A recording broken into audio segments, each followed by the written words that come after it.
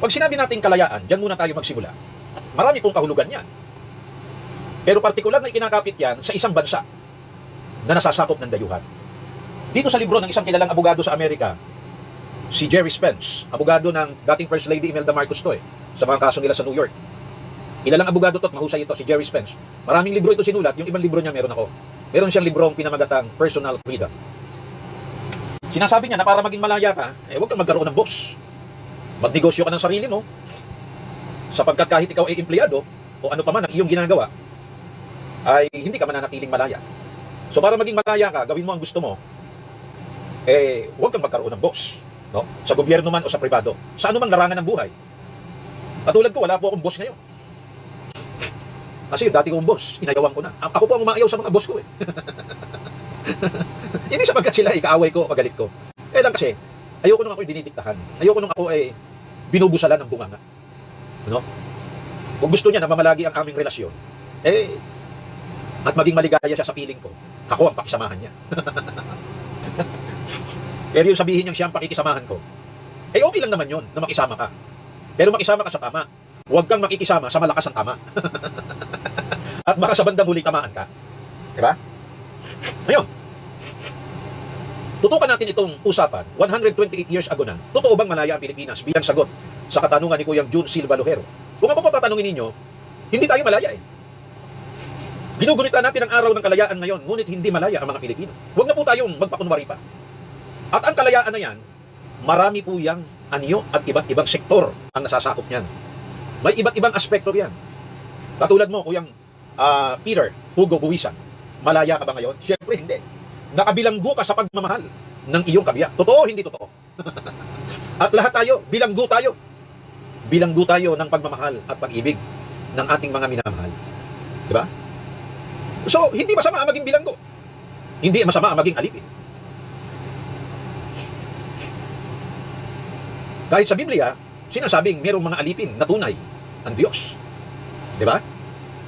At meron silang Panginoon na sinusunod. Kaya nga ang tawag ay Panginoon. Ano ba ibig sabihin ng Panginoon? Ang Panginoon ay sinusunod mo. Kaya nga Lord Kaya nga Master Sinusunod mo yan. At ang ating Panginoon, napakasiloso niyan. Wala kang ibang iibigin kundi siya lamang. Diba? Hindi mo pwedeng sabihin Panginoon kapag hindi mo sinusunod. Kapag ang sinusunod mo ay ang sarili mo.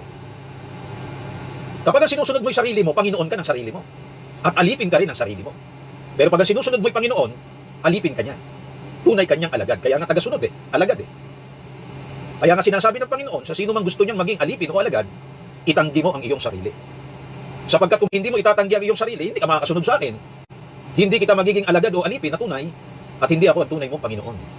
At kung ako ang Panginoon mo, ako lang, wala nang iba. Sapagkat sinasabi rin niya, hindi ka pwedeng maglingkod sa dalawang Panginoon, sapagkat iibigin mo ang isa at kasusuklaman mo ang isa. Ay, ang hirap niyan, Kuya Peter, nang namamangka sa dalawang ilog. At yan ang alam na alam kong hindi mo gagawin. Sapagkat ikaw ay bilanggo at alipin ng iyong nag-iisang minamahal. Totoo, hindi totoo. Dadagdagan mo ang mga sokolate pag-uwi. Okay. 128 years ago, idiniklara natin ang Republika ng Pilipinas sa pamamagitan ng ating mga katipunero at revolusyonaryo, sa pamamagitan ng ating Revolutionary President Emilio Jacinto sa Kawit Cavite noong 1898, June 12. 1896 nang tayo ay magrevolusyon sa mga Kastila. Sa loob ng 2 taong pakikipagbaka sa kanila, tayo po ay nagdeklara ng Republika. Ngunit bago sumiklab ang revolusyon o paghihimagsik, pagbabago, yan ang ibig sabihin ng revolusyon pagbabago. 333 years tayong inalipin ng mga Kastila. At ang mga Kastilang ito, nakipagsanib puwersa sa gobyerno sibil. Mula nang dumating dito, sina Magellan at sina Roy Lopez de Villalobos, at pinangalanan ang ating bansa mula sa tawag ng mga insect na mai, yan ang tawag nila dito. Tinawag ni Dr. Jose Rizal, perlas ng dagat sa malayong silangan. Perla del Mar de Oriente, sa kanyang tula. Pearl of the Orient Seas, mga perlas sa gitna ng karagatan sa silangan. Pinangalanan nila itong Pilipinas, sunod sa pangalan ni Haring Felipe II ng Espanya. Sa loob ng 333 years, sangayon sa mga sinulat ng ating dakilang bayaning Dr. Jose Rizal, sinasabi ng mga Kastila na kayong mga Pilipino, kayo na mga Indio, kaya kayo nagkaroon ng sibilisasyon at kultura, magpasalamat kayo sa amin. Binigyan namin kayo ng pananampalataya o relihiyon. Binigyan namin kayo ng gobyerno. Binigyan namin kayo ng isang solido na pagkabansa mula sa watak-watak na tribo. Pinag-isa namin kayo